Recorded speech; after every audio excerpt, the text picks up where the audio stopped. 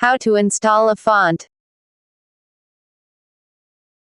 Download the font you want to install. You can get fonts from different websites.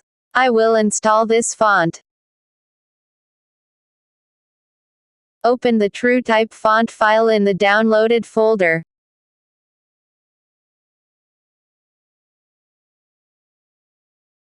Click on Install.